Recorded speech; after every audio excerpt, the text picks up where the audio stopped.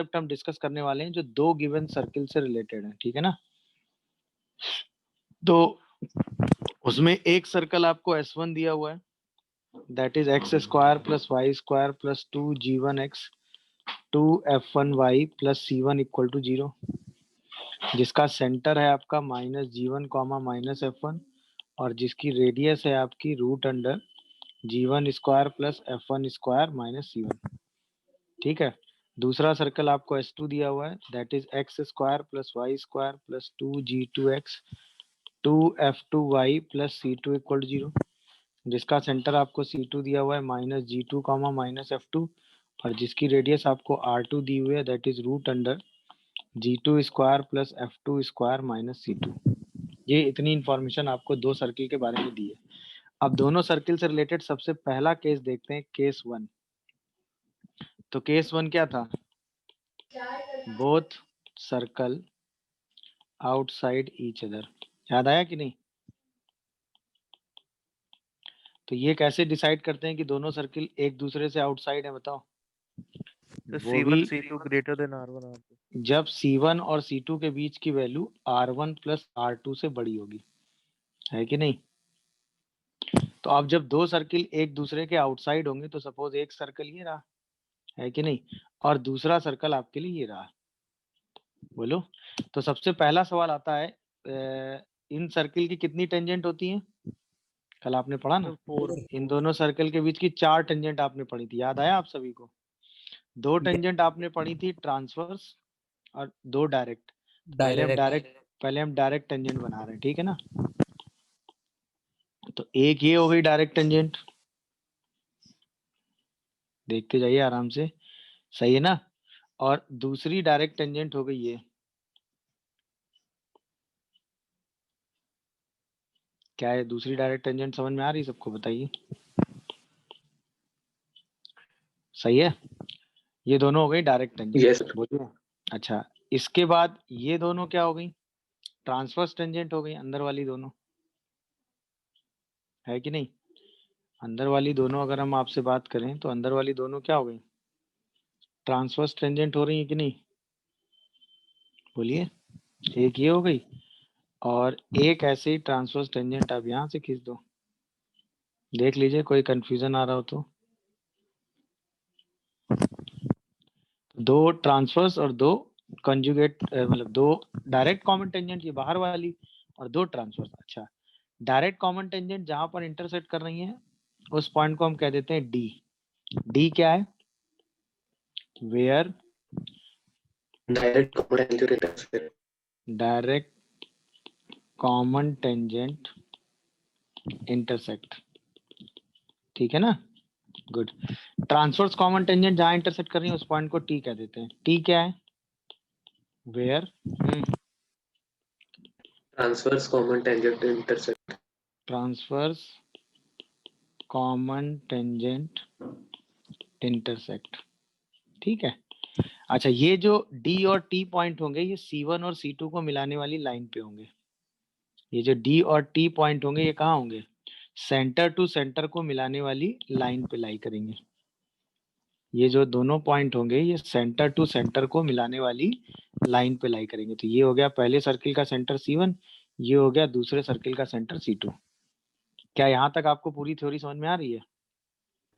Sir ये कैसे पता चला ये टी C1 C2 को हाँ मिलाने वाली? हाँ, ये बता रहे हैं। देखो ये हुआ, यहाँ से आपने ये टेंजेंट डाली, बोलो ये दोनों सर्किल की टेंजेंट है कि नहीं। C1 C2 को मिलाने वाली लाइन को ये टेंजेंट जहां इंटरसेक्ट करेगा वहीं पे दूसरी टेंजेंट इंटरसेक्ट करेगी। अरे हाँ या ना, बोलो, करेगी कि नहीं करेगी? Yes sir. भाई ये कॉमन नॉर्मल होगा कि नहीं, बोलो। और इसी पर ये भी इंटरसेक्ट करेगा, तो ये दोनों टेंजेंट भी साइमल्टेनियसली वहीं इंटरसेक्ट करेंगी। इसीलिए टी और डी पॉइंट C1 और C2 को मिलाने वाली लाइन पे होगा। ये बात समझ में आ गई कि नहीं आ गई? सर यानी एक बार कि और बता टी दीजिए। And D lie on line joining C1 and C2। अरे भाई, अगर ये सर्कल आप ले लो केवल, तो इसकी दोनों कॉमन टेंजेंट जहां इंटरसेक्ट करेंगी वो पॉइंट इसको मिलाने वाली लाइन पे होगा कि नहीं, बोलो। Yes sir. अच्छा, यही कॉमन टेंजेंट इसकी भी है कि नहीं है, बोलो। अच्छा ठीक है सर, तो लाइन इसको कॉमन भी आ मिलाने जाएगी। वाली लाइन पे भी होगी, तो ये कॉमन लाइन हो गई ना। हो गई कि Yes, नहीं sir. हो गई? सेम लॉजिक टी पॉइंट के लिए भी दे सकते हो कि नहीं? बोलो, क्योंकि कॉमन टेंजेंट है ना, और टेंजेंट जहां पर इंटरसेक्ट करती है उसको सेंटर से मिलाने वाली लाइन पर ही दो तो वो पॉइंट लाई करेगा। बोलो, यस तो इसका सर। मतलब ये बात आप सबको नहीं, टी और डी कहाँ लाई करेंगे? C1 C2 को मिलाने वाली लाइन पे। यहाँ तक कोई कंफ्यूजन हो तो बताओ, डन है मामला? अब अगली इंपॉर्टेंट बात देखिएगा, अगर हम इस पॉइंट को A1 कह दें, इस पॉइंट को B1 कह दें, तो क्या triangle DA1 C1 and triangle DB1 C2 similar है? Yes, sir. बोलो भाई, क्यों? क्योंकि ये एंगल कॉमन है, ये एंगल 90 है, तो तीसरा एंगल भी बराबर हो जाएगा कि नहीं? और Yes, sir. अगर ये सिमिलर है तो हम कह सकते हैं कि C1D बाई C2D जो है वो C1 A1D. A1 by C2 B1 के बराबर होगा, मतलब वो R1 बाई R2 के बराबर होगा कि नहीं? ये बात समझ पाए कि नहीं? बोलो, C1D by C2D is equal to C1 sir. A1 by C1 B1 होगा कि नहीं? बताओ, C2 B1 होगा कि नहीं? और ये R1 है, ये R2 है, तो इसका मतलब C1D बाई C2D क्या होगा? R1 इज टू R2 होगा कि नहीं? तो इसका मतलब हमने ये निकाला कि पॉइंट D जो है वो डिवाइड करता है किसको? लाइन C1 C2 को with ratio R1 is to R2 externally. ये बात दिखी सबको कि नहीं? ये बहुत इंपॉर्टेंट लाइन हो गई। जो पॉइंट डी है जहां पर डायरेक्ट कॉमन टेंजेंट एक दूसरे को इंटरसेक्ट कर रहे हैं, वो C1 C2 को मिलाने वाली लाइन को कैसे डिवाइड करता है? एक्सटर्नली। क्या ये पॉइंट सभी को समझ में आया? बताइए भाई, हाँ या ना? क्योंकि ये रेशियो आया R1 इज टू R2। बोलो भाई, और ये जो डी पॉइंट है वो C1 और C2 को मिलाने वाली लाइन को R1 इज टू R2 के रेशियो में एक्सटर्नली डिवाइड कर रहा है कि नहीं? बोलिए। तो यस अब सर। बताओ, हमें दोनों सर्कल पता है, हमें दोनों सर्कल का सेंटर पता है, हमें दोनों सर्कल की रेडियस पता है, तो क्या हम डी पॉइंट निकाल लेंगे? बोलो, निकाल लेंगे कि नहीं? बताइए जल्दी से। Yes, sir. चलिए अब आइए आगे। अगर हम इसमें डायरेक्ट कॉमन टेंजेंट देखें तो ये भी एंगल 90 होगा, डायरेक्ट कॉमन टेंजेंट देखो तो ये भी एंगल 90 होगा। अब अगर हम इसको थोड़ी देर के लिए A2 और इसको थोड़ी देर के लिए B2 कह दें, तो अब बताओ, क्या ट्रेंगल, ध्यान दीजिएगा, TA2C1 सिमिलर होगा ट्रेंगल TB2C1C2 के? TA2C1 ये वाला ट्रेंगल सिमिलर होगा TB2C1 के। सोचो क्यों? Yes, sir. दो एंगल क्यों? इक्वल. क्योंकि ये एंगल 90 है और ये एंगल इक्वल है, तो तीसरा वाला एंगल भी इक्वल हो जाएगा। क्या यहाँ तक समझ में आया? बोलो। इसका मतलब अगर अब मैं यहाँ कहूँ कि C1T बाई C2T जो है वो C1A2 बाई C2B2 के बराबर होगा कि नहीं? और ये भी ratio R1 is to R2 होगा कि नहीं? बताओ, बोलो। तो यानी कि जो पॉइंट T है वो डिवाइड करता है किसको? इंटरनली। लाइन C1 C2 को with ratio, same ratio R1 is to R2, मगर कैसा? इंटरनली। क्या ये कहानी सभी लोग समझ रहे हैं? बताइए। तो जहां पर डायरेक्ट कॉमन टेंजेंट कट कर रही है वो पॉइंट हो गया डी, जहां पर ट्रांसवर्स कॉमन टेंजेंट कट कर रही है वो पॉइंट हो गया क्या? टी। D. तो क्या हम डी और टी दोनों पॉइंट निकाल सकते हैं? बताइए, अरे हाँ या ना? बोलो। D Yes, sir. Point externally same ratio R1 is to R2, T point internally same ratio R1 is to R2। तो अब हमें बस एक डायग्राम अपने दिमाग में सेट कर लेना है, that is C1, that is C2। इसी वाली लाइन पे क्या आएगा? D. डी। इसी वाली लाइन पे क्या आएगा? T. टी। आएगा कि नहीं आएगा? टी कैसे डिवाइड कर रहा है? Internally. Internally with ratio R1, R2. R1, मतलब अगर C1 C2 को डिवाइड कर रहे हैं तो पहले C1 की रेडियस और फिर C2। डी कैसे डिवाइड कर रहा है भाई? Externally. और वो भी किस रेशियो में, R1:R2। अब क्या हम इंटरनल C1 C2 पता है तो इंटरनली हम T भी निकाल सकते हैं, इंटरनली हम D भी निकाल सकते हैं। क्या ये डायग्राम हमें समझ में आया सबको, बताइए। तो डायरेक्ट कॉमन टेंजेंट कहाँ इंटरसेक्ट कर रही है वो पॉइंट हम निकाल लेंगे, ट्रांसवर्स कॉमन टेंजेंट कहाँ इंटरसेक्ट कर रही है वो पॉइंट हम निकाल लेंगे। इस पूरे एनालिसिस में किसी को डाउट हो तो से निकालें। यानी हमें इस लाइन की इक्वेशन चाहिए और इस लाइन की इक्वेशन चाहिए। हमें क्या क्या पता है, दोनों सर्किल का सेंटर पता है हमें, और दोनों सर्किल की रेडियस पता है हमें। तो यानी कि हम क्या कौन सा पॉइंट निकाल सकते हैं, डी पॉइंट। डी पॉइंट निकाल लेंगे कि नहीं। Externally with ratio R1:R2 for line C1 C2, D आ जाएगा कि नहीं बोलो। तो सबसे पहले हम डी पॉइंट निकाल लेंगे। डी निकल आया। अब कॉमन से समझो, डी पॉइंट से एक सर्कल पे दो टेंजेंट खींचनी है, चाहे पहले वाले सर्कल पे खींच लो चाहे दूसरे वाले सर्कल पे खींच लो, हाँ या ना। यानी कि हम क्या फाइंड करेंगे बोलो, इक्वेशन ऑफ टेंजेंट कहां से, बोलो, फ्रॉम डी, किस पे, आइदर S1 इक्वल टू 0 और S2 इक्वल टू 0। यही हमारे लिए क्या होंगी, equation of direct common tangent. अब मुझे जरा सोच के बताओ, क्या हम किसी आउटर पॉइंट से टेंजेंट की इक्वेशन निकाल लेते हैं, बोलो। Yes sir. अब वो चॉइस आपकी है, दोनों में से जो आपको आसान सर्कल दिख रहा हो वो ले लो, चाहे ये सर्कल ले लो चाहे ये सर्कल ले लो। इससे एम स्लोप टेंजेंट की इक्वेशन लिखोगे, चाहे इस सर्कल के लिए चाहे इस सर्कल के लिए, किसी एक के लिए, और उसमें ये पॉइंट लाई कराओगे। भाई इस अगर आपने ये सर्कल सेलेक्ट किया तो इस सर्कल के लिए क्या लिखोगे, ये सर्कल सेलेक्ट किया, इस सर्कल के लिए एम स्लोप टेंजेंट की इक्वेशन लिखोगे, उसमें ये पॉइंट लाई कराओगे, एम में क्वाड्रेटिक बनेगी, वहां से दो एम आएंगे, पॉइंट पता है स्लोप पता है, दोनों टेंजेंट की इक्वेशन मिल जाएगी। एम आई करेक्ट और नॉट। Yes sir. तो अब हम डायरेक्ट कॉमन टेंजेंट निकाल लेंगे कि नहीं बोलो, बोलिए भाई, क्या हम डायरेक्ट कॉमन टेंजेंट निकाल लेंगे, हाँ या ना। कोई कंफ्यूजन हो तो बताओ जल्दी से। तो ट्रांसवर्स कॉमन टेंजेंट सबसे पहले क्या फाइंड करेंगे, फाइंड टी। टी मतलब इंटरनली विद रेशियो कैसा, R1:R2 for line C1 C2। T point आ गया। अब अगली बार क्या करेंगे, इक्वेशन ऑफ टेंजेंट फ्रॉम कहां से भाई, T, either S1 equal to 0 और S2 इक्वल टू 0। यही हमारे लिए क्या हो जाएगी, equation of transverse common tangent.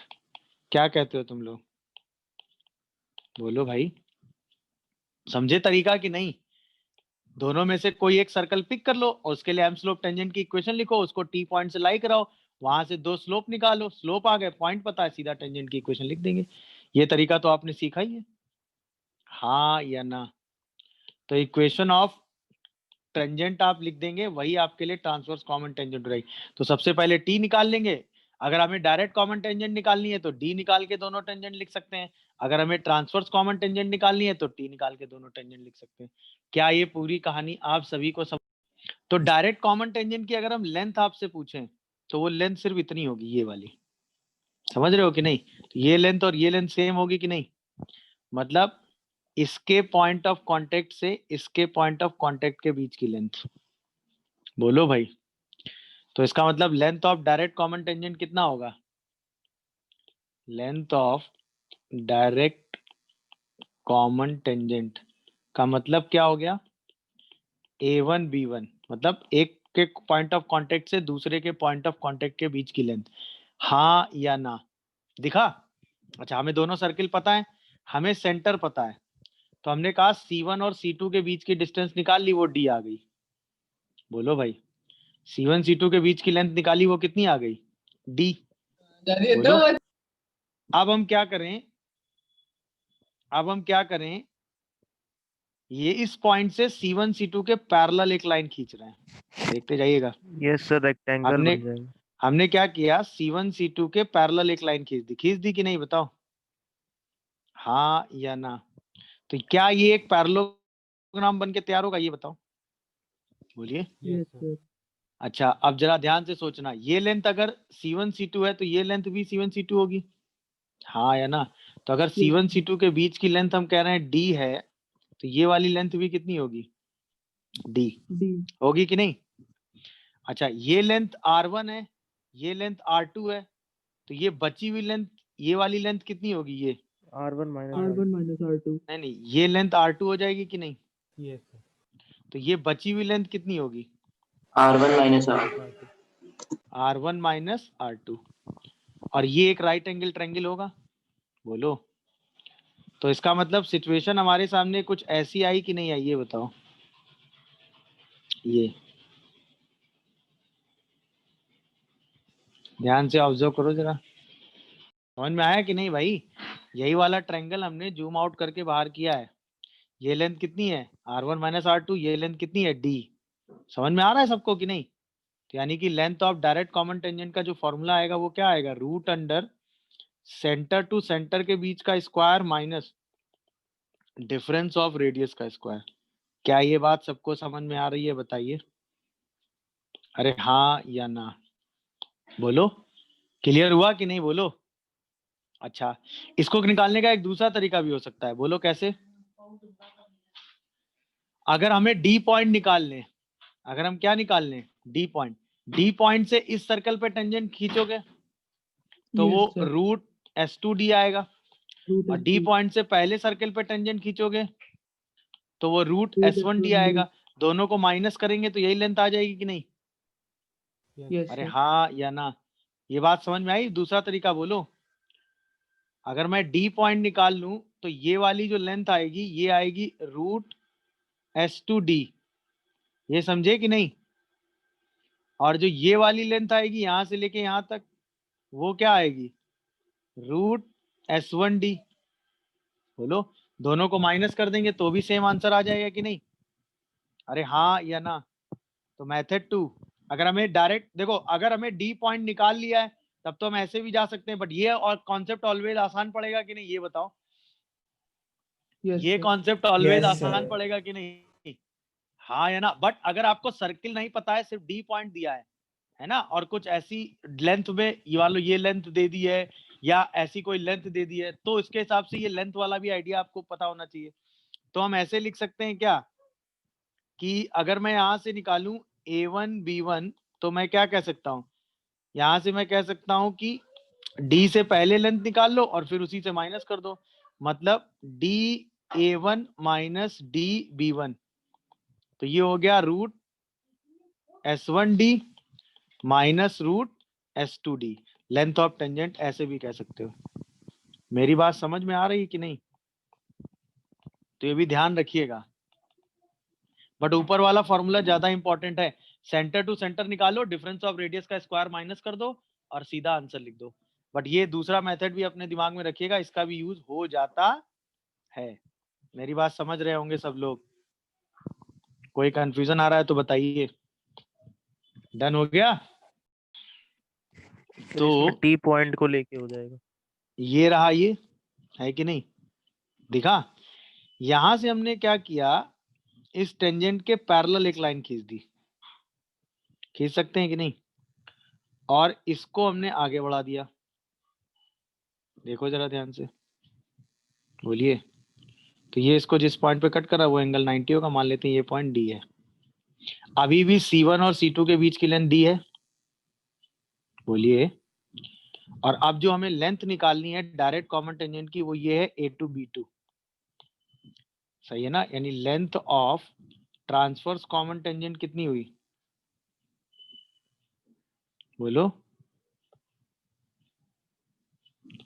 Length of transverse common tangent कितनी हुई, A2 B2।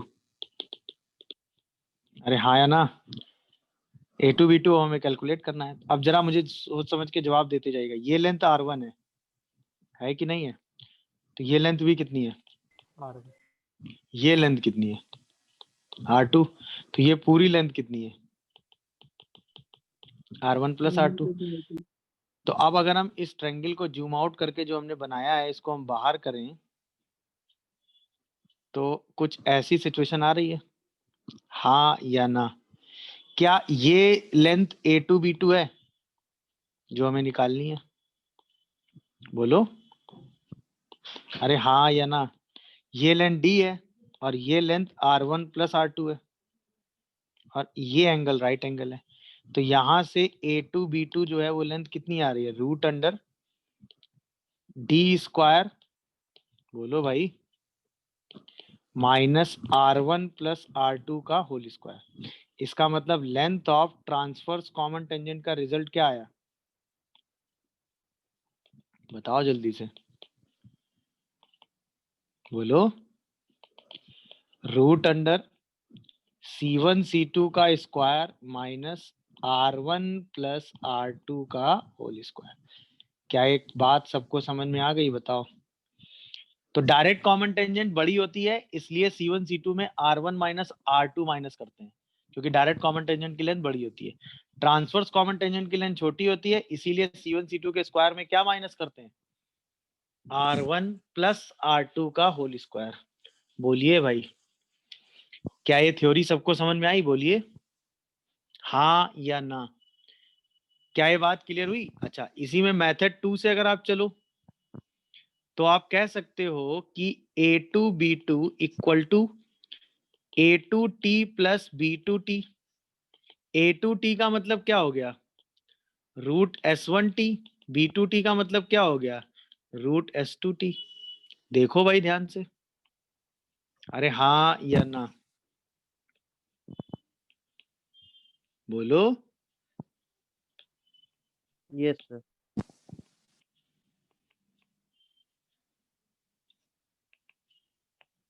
तो ये दूसरा रिजल्ट भी आप दिमाग में रख सकते हो, बट यूज पहला ही वाला करोगे, ये ध्यान रखिएगा। दूसरा रिजल्ट ज्योमेट्री से मैंने आपको बता दिया है तो आप ऐसे भी समझ सकते हो। क्या कहते हो तुम लोग? मेरी बोली गई बात अभी तक सबको समझ में आया? तो कैसे इक्वेशन निकालोगे बात क्लियर हुई? कैसे लेंथ निकालोगे बात क्लियर हुई? बोलो। याद रखने का तरीका समझ में आया? सेंटर पता है, अगर हमें ट्रांसवर्स निकालना है तो C1 C2 में R1 प्लस R2 का स्क्वायर माइनस कर देंगे, और अगर हमें डायरेक्ट कॉमन टेंजेंट निकालनी है तो C1 C2 में R1 माइनस R2 का स्क्वायर माइनस कर देंगे। बोलिए भाई, समझ गए सब लोग कि नहीं? अगर हमें इक्वेशन ऑफ टेंजेंट निकालनी है तो डायरेक्ट के लिए पहले D पॉइंट निकालेंगे जो C1 C2 वाली को लाइन को R1:R2 के रेशियो में एक्सटर्नली डिवाइड करेगा, फिर इस D पॉइंट और किसी एक सर्कल को लेके टेंजेंट की इक्वेशन निकाल देंगे। अगर हमें ट्रांसवर्स कॉमन टेंजेंट की इक्वेशन निकालनी है तो सबसे पहले T पॉइंट निकालेंगे जो C1 C2 को मिलाने वाली लाइन को इंटरनली डिवाइड करेगा R1:R2 के रेशियो में, फिर कोई एक सर्कल और T पॉइंट लेके दो टेंजेंट की इक्वेशन निकाल देंगे। That's it. देख लीजिए कहीं कोई कंफ्यूजन किसी भी पोर्शन में हो तो मुझे अभी बता सकते हैं आप। -4, 7 और रेडियस कितनी है? 7। 7 और S2 का क्या एनालिसिस है? सेंटर है 2, -1 yes और sir रेडियस कितनी radius है? 2 2। ये तो श्योर शॉर्ट हमें दिख गया कि C1 C2 जो है वो कितना आ रहा है? 10 10। 10 और R1 प्लस R2 कितना आ रहा है? 9। 9 तो C1 C2 जो है वो R1 प्लस R2 से बड़ा है, इसका मतलब 4 कॉमन टेंजेंट है, ये तो श्योर शॉर्ट हो गया। yes sir यानी कि 4 कॉमन टेंजेंट हैं। ये बात तो एकदम डन हो गई पहले स्टेप में। अब हमें निकालनी है ट्रांसफर्स और कॉमन टेंजेंट के बारे में बात। सबसे पहले लेंथ निकालने, क्या बताओ? सबसे पहले लेंथ निकाल लो, हाँ या ना? ये जल्दी हो जाएगा ना। अगर मैं length of transverse common tangent की बात करूं, सॉरी लेंथ का रिजल्ट पता है ना? अगर मैं length of direct common tangent की बात करूं तो आंसर क्या लिखोगे बताओ? C1 C2 square minus R1 R1 minus R2 R2 का whole square R1 minus R2 का मॉड लिखोगे, कितना आएगा यहाँ से? 5। तो R1 माइनस R2 का स्क्वायर, यानी कि आंसर क्या आएगा? 100 माइनस 25। बोलो। yes sir 5√3 आएगा। यहीं से मैं आपसे पूछूं length of transverse common tangent कितना होगा? बोलो। तो अब क्या माइनस करोगे? अंडर रूट 9 का स्क्वायर। R1 plus R2. यानी कि 10 स्क्वायर में 9 का स्क्वायर माइनस करेंगे, रूट 19। रूट 19 आएगा। तो एक आंसर 5√3 आया, एक आंसर रूट 19 आया। ये तो ओके हो गया। अच्छा, अब जरा टी और डी पॉइंट बताओ। तो उसके लिए बस ये लाइन ध्यान रखो। C1 पॉइंट आपको कितना दिया हुआ है? -4, 7। C2 पॉइंट आपको कितना दिया हुआ है? 2, -2, -1। और ये पॉइंट डी है जो कि किस रेशियो में डिवाइड कर रहा है? R1:R2। देखो R1 square. यही तो है सिचुएशन, बताओ। तो अब डी पॉइंट का कोऑर्डिनेट क्या लिखोगे, बोलो? याद आया? m×x2, बोलो भाई। माइनस हाँ, n×x1 डिवाइडेड बाई m-1। हाँ या ना? m×y1 minus n×x1 divided by m-n। क्या कहते हो तुम लोग? तो डी पॉइंट कितना आएगा? 14 + 8 22/5 आ रहा है कि नहीं, बोलो? और -7 और +14 -21/5 आ रहा है कि नहीं? चेक करो जरा। अरे हाँ या ना? Yes sir. कोई कंफ्यूजन हो तो बताओ। अच्छा, टी पॉइंट के लिए क्या कॉन्सेप्ट लगाओगे? Same C1 point -4, 7, C2 point 2, -1, और ये पॉइंट टी होगा जहां पर C1t/C2t भी क्या होगा? 7:2 इंटरनली। तो अब टी पॉइंट का रिजल्ट क्या लिखोगे, बोलो? अब बीच का साइन प्लस हो जाएगा बस। यस सर, और डिनोमिनेटर तो में भी प्लस हो जाएगा। 7×2 और 6/9, +2 × -4/7 + 2 और 7 इंटू कितना? -1 + 2 × 7/7 + 2। तो कितना आएगा ये? 14 6/9 - 8 6/9 7/9 6/9 एंड 7/9 मतलब 2/3, 7/9। चेक करियो क्या सही लिख रहा हूँ? Yes sir. Yes sir. तो ये सी टी और डी पॉइंट दोनों निकाल लिए, हाँ या ना? Yes sir. हाँ या ना? अब आओ सेकंड वाले पार्ट पे। सेकंड हो गया, ये थर्ड था, डायरेक्ट कॉमन टेंजेंट भी निकाल ली, सेकंड में ये भी निकाल लिया। यहाँ तक कोई कंफ्यूजन हो तो बताओ। अब बात आती है इक्वेशन ऑफ कॉमन टेंजेंट की। सेकंड था इक्वेशन ऑफ कॉमन टेंजेंट। तो सबसे पहले equation of direct common tangent निकालते हैं। तो उसके लिए तरीका क्या है बताओ? कोई भी एक पॉइंट लेके कोई भी एक सर्किल के लिए एम स्लोप टेंजेंट लिख दो। नहीं क्या? तो क्या करोगे? डी पॉइंट आपने ले लिया 22/5, -21/5, और कोई एक सर्कल पिक कर लो। कौन सा सर्कल ले ले बताओ?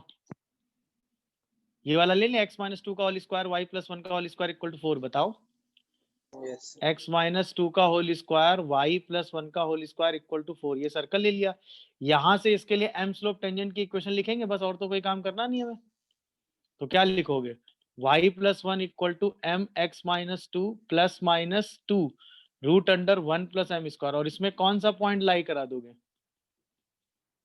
बोलो। ये वाला पॉइंट लाई कराओ। क्या आएगा बताओ? 27/5 और प्लस का कितना? 31 21/5 10 31/5 m, इसका square = 4 1 + m²। Am I correct और नॉट? ये बताओ। अरे हाँ या ना? बोलो। तो ये शायद 31m + 27 का होल स्क्वायर = 25 101 + m² आएगा। बोलो भाई, आएगा कि नहीं? अरे हाँ या ना? यहां से हम क्या निकाल लेंगे? m1 and m2।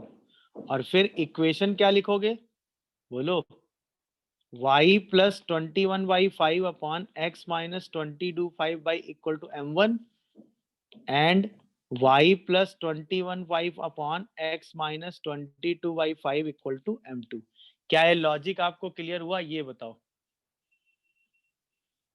कर लेंगे सॉल्व? बताओ भाई। मैं इक्वेशन और ट्रांसवर्स कॉमन टेंजेंट लूं तो सर्कल तो वही सेम उठा लो, है कि नहीं? और टी पॉइंट अब ले लोगे? सर बोलो। हाँ बेटा, सर ये पॉइंट लाई कराने में सर आंसर ये नहीं आ रहा। क्या आ रहा है बताओ। हाँ, मैंने यहाँ पे दोनों पॉइंट ना अपोजिट रख दिए, मुझे ऐसा क्यों लग रहा है। Yes, sir. हाँ बताओ क्या आ रहा है ये, स्क्वायर बताओ बस। पहले 21/5 रखेंगे तो ये माइनस में ही आ जाएगा ना, तो 21/5 16, तो ये -16/5 आ रहा है क्या, देखो। और जब 22/5 यहाँ रखेंगे तो वो 10 शायद 12 आएगा क्या, देखो। है Yes, sir. 12/5. प्लस का या माइनस का, देखो ये आ रहा है क्या, -12/5। Yes sir. तो ये शायद आ जाएगा 12m + 16। आप सही है, बोलो, Yes, sir. है ना। अब m1 m2 निकाल लोगे ना यहाँ से, बोलो, या मैं सॉल्व Yes, करूँ इसको। sir. Yes, अब ये sir. क्वाड्रेटिक बना के m1 m2 तो निकाल लोगे यार, मैं इसलिए सॉल्व नहीं करना चाह रहा हूँ। वैसे करना चाहो तो बताओ, कर दूं। क्वाड्रेटिक बना लेंगे, 4 कॉमन लेके हटा देंगे पहले यहाँ से, फिर आराम से क्वाड्रेटिक बन जाती है, m1 m2 आराम से निकल आते हैं, कोई बड़ा काम नहीं है, और फिर सीधा Yes, आंसर sir. आ जाता है। कर लोगे कि नहीं बताओ। Yes, sir. Yes, sir. अभी ठीक है ना कैलकुलेशन, अब तो कोई दिक्कत नहीं। Yes sir. अच्छा, ट्रांसफर्स में क्या करोगे, यहाँ पे टी पॉइंट ले लोगे। टी पॉइंट आपने कितना निकाला था, 2/3, 7/9, और सर्कल वही उठा लो, कौन सा, x - 2 का होल स्क्वायर, y + 1 का होल स्क्वायर इक्वल टू 4। तो फिर सेम काम करो, equation of m slope tangent लिखो। क्या लिखोगे बताओ जल्दी से, सेम टेंजेंट लिखेंगे। y + 1 equal to m x - 2 equal to, sorry, plus minus r√(1 + m²), और इसमें कौन सा पॉइंट लाई करा देंगे, 2/3, 7/9। तो 1 + 7/9 equal to m, 2/3 - 2 plus minus 2 √(1 + m²), कितना आएगा ये बताना जरा। तो 6/9 कर लेते, तो 9 × 2 18 आता क्या, तो 12, 17, नहीं 16, तो 16 और प्लस का 12 सेम ही आ रहा है फिर तो, इज इक्वल्स टू 9 × 4, 1 + m²। देखो सही आ रहा है क्या, अरे हाँ या ना, बोलो सही लिख रहा हूं मैं। इसी को सॉल्व करके क्या निकाल लोगे यहाँ से, बोलो, m1 एंड m2, और फिर इक्वेशन ऑफ टेंजेंट लिखो। क्या लिखोगे, y - 7/9 x - 2/3 equal to m1, और y - 7/9 x - 2/3 equal to m2। क्या m1 m2 निकाल लोगे बताओ भाई जल्दी से, बोलिए, कर लेंगे कि नहीं बताओ। Yes sir, quadratic sir. Solve हो कोई जाएगा। दिक्कत आ रही है, सीधा एम स्लोप भाई कॉमन टेंजेंट निकालने का तरीका तो यही सिखाया ना मैंने।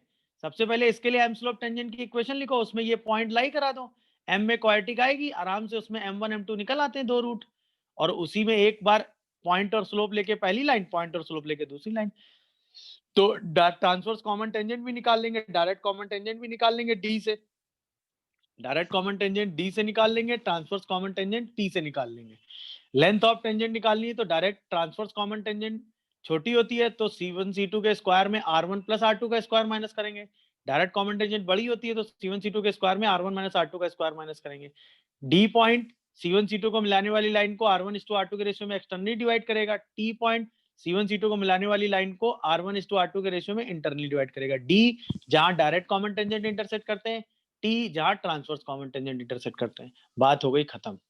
और ये 4 केस तब आएंगे जब c1 c2 किससे ग्रेटर होगा, r1 + r2 से। देख लीजिए कहीं भी कोई यहाँ पे 9 स्क्वायर होगा, ये है कि नहीं, और क्या होगा, ये तो 16 ठीक है। यहाँ पे जब इसको रखेंगे 6/9, 9 × 2 18, और 18 - 6 12, ठीक तो है ये, बोलो।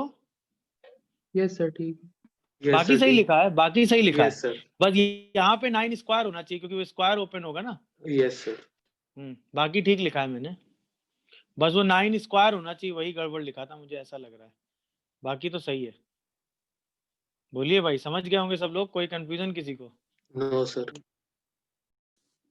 सही है ना, यानी दोनों सर्कल एक दूसरे को एक्सटर्नली टच करने वाले हैं, ठीक है। तो दोनों सर्कल का सेंटर रेडियस सब पता होता है, एक्सटर्नली टच मतलब C1 C2 किसके बराबर होता है, बोलो R1 plus R2. R2 के,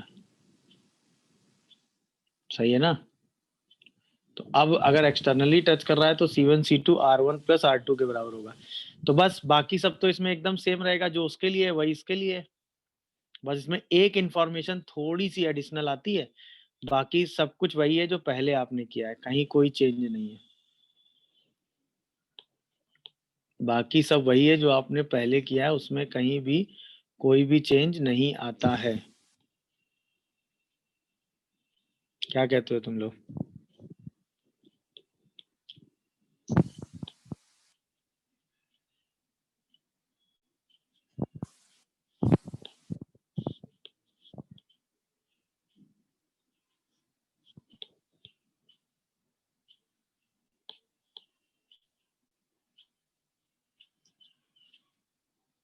समझ गए भाई? ये है, और ये ट्रांसवर्स कॉमन टेंजेंट होगी कि नहीं होगी बताओ? Yes sir, common. ठीक है ना मामला। तो सबसे पहले ये केस कैसे चेक होगा, जब C1 C2 किसके बराबर होगा, R1 प्लस R2 के। तो ये दोनों कैसे सर्किल होंगे, कितनी कॉमन टेंजेंट होंगी इसमें? 3 कॉमन टेंजेंट। अब बताओ डी पॉइंट के लिए अभी भी थ्योरी सेम है कि नहीं? यस सर, वो C1 और C2 को मिलाने वाली लाइन को किस रेशियो में डिवाइड करेगा? R1 to R2. हाँ, और डी पॉइंट है क्या,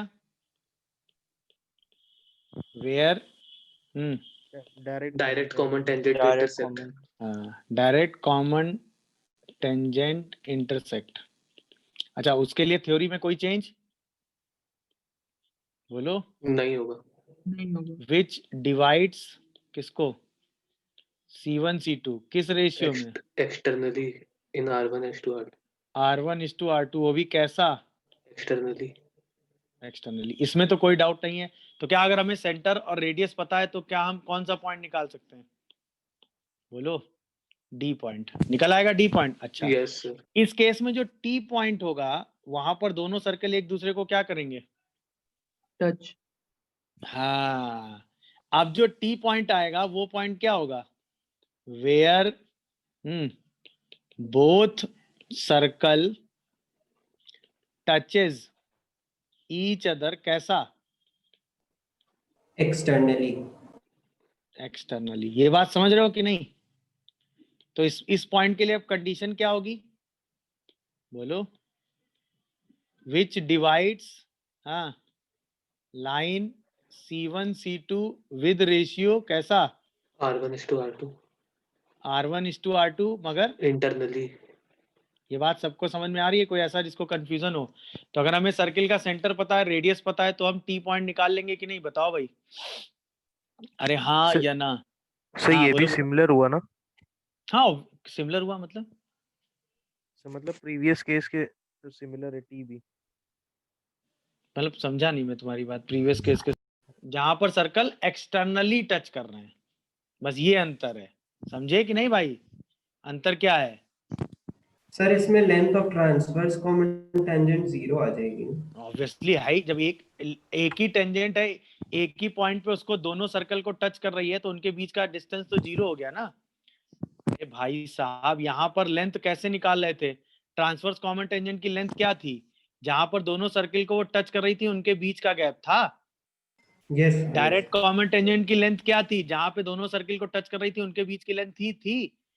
यहाँ पे ट्रांसवर्स कॉमन टेंजेंट एक ही पॉइंट से पास कर रही है ना, यस सर। तो उनके बीच की लेंथ क्या आ जाएगी, 0, क्योंकि Zero. C1 C2 किसके बराबर आ गया, R1+R2. तो इसका स्क्वायर और इसके स्क्वायर का डिफरेंस 0 आ जाएगा ना, वो तो कॉमन सेंस है। अब बताओ, अगर मैं आपसे यही पूछूं A1 B1 length of direct common tangent क्या होगा, बताओ? Length of direct common tangent. बाकी तो सब सेम ही कॉन्सेप्ट है एकदम, इसीलिए तो कह रहे एक में आपने पढ़ लिया तो बाकी सब जगह आपने पढ़ी। हाँ भाई, length of direct common tangent बताओ भाई। आपने डायरेक्ट फॉर्मूला पढ़ा है ना, C1 C2 का whole square minus R1 minus R2 का होल स्क्वायर। इस केस में C1 C2 स्क्वायर कितना होता है, R1 plus R2 plus square R2 का होल स्क्वायर। और ये R1 माइनस R2 का स्क्वायर, तो यही लेंथ आती है 2 रूट R1 R2। ये इंपॉर्टेंट है इसमें, क्या समझ गए कि नहीं? Length of direct common tangent किस इस केस में नहीं समझे? बोलो। समझ गए सर। Yes. इस केस में length of direct common tangent कितनी होती है? 2 रूट R1 R2। हाँ या ना? तो इसको बस इस डायग्राम के थ्रू याद रखिएगा। दो सर्कल जब एक दूसरे को टच कर जाते हैं तो जो उनकी डायरेक्ट कॉमन टेंजेंट बनती है, ये समझ रहे हो कि नहीं? इसकी लेंथ कितनी होती है बस ये ध्यान रखिएगा, यहां से यहां तक की लेंथ। अगर इस सर्किल की रेडियस है R1, इस सर्किल की रेडियस है R2, तो ये लेंथ कितनी होती है? 2 रूट R1 R2। बस ये ध्यान रखिएगा। क्या ये बात समझ पा रहे हो कि नहीं? यहां से यहां तक की length, that is direct common tangent की लेंथ। अब बताओ, अगर मैं आपसे पूछूं equation of direct common tangent निकालो, निकाल लोगे कि नहीं? बोलो। Equation of direct common tangent निकाल लेंगे? डी पॉइंट निकालेंगे, डी पॉइंट से किसी एक सर्कल के लिए टेंजेंट लिख दोगे? बोलो, लिख लोगे कि नहीं? बताओ। यस सर, S1D करके। हाँ, equation of direct common tangent की लेंथ बोल रहा हूं भाई। Yes, sir. Equation of direct common tangent निकाल लेंगे सेम एज केस 1। बताओ। Yes sir, yes. यस सबसे पहले पॉइंट डी निकालेंगे। सबसे पहले क्या निकालेंगे भाई? पॉइंट डी, आराम से एक्सटर्नल डिवीजन से।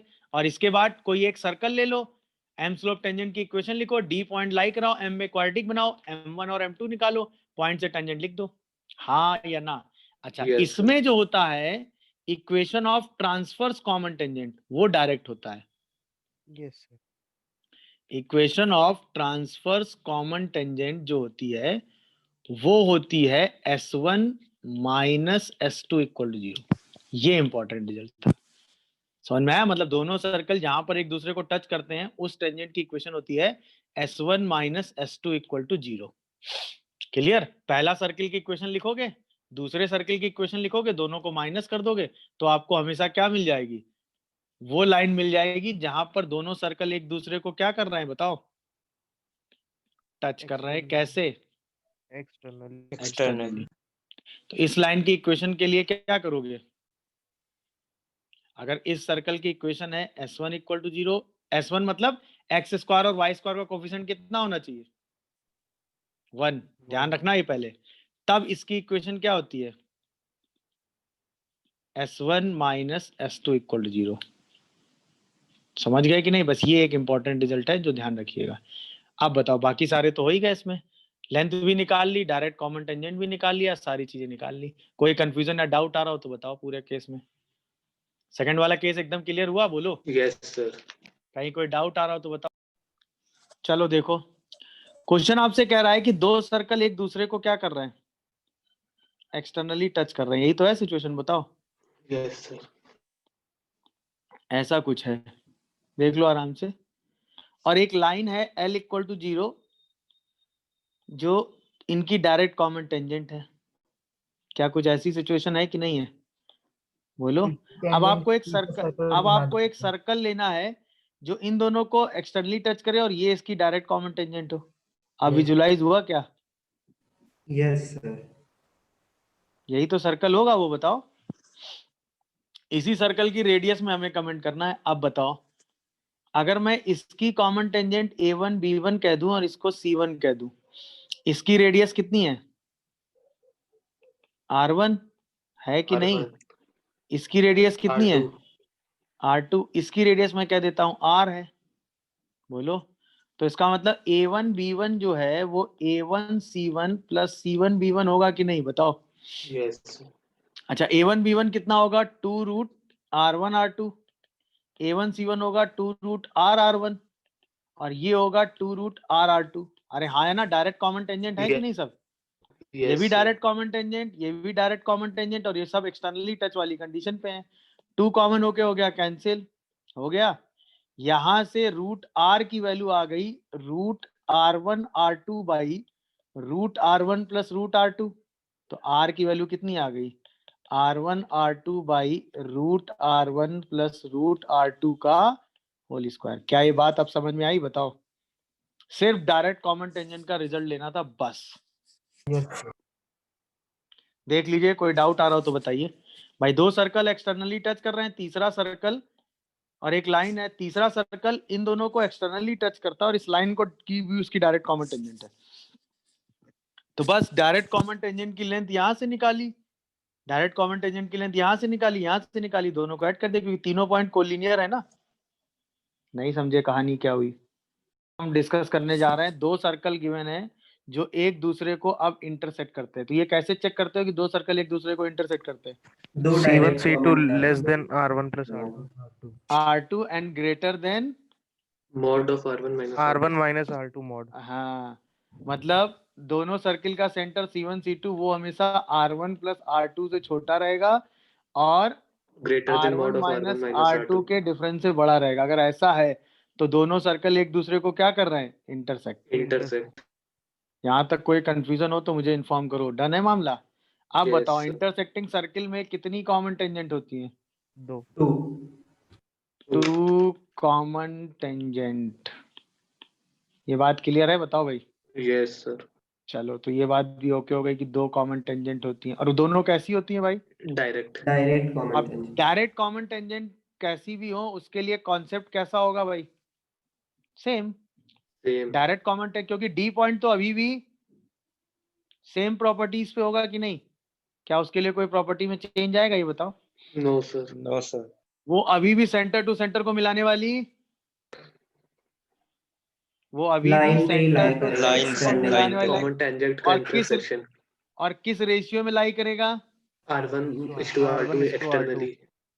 R1 is to R2 Externally. Externally. तो डी पॉइंट अभी भी सेम है। क्या है ये? Where direct common tangent intersect, where direct common tangent intersect. और वो सेम अभी काम क्या करता है?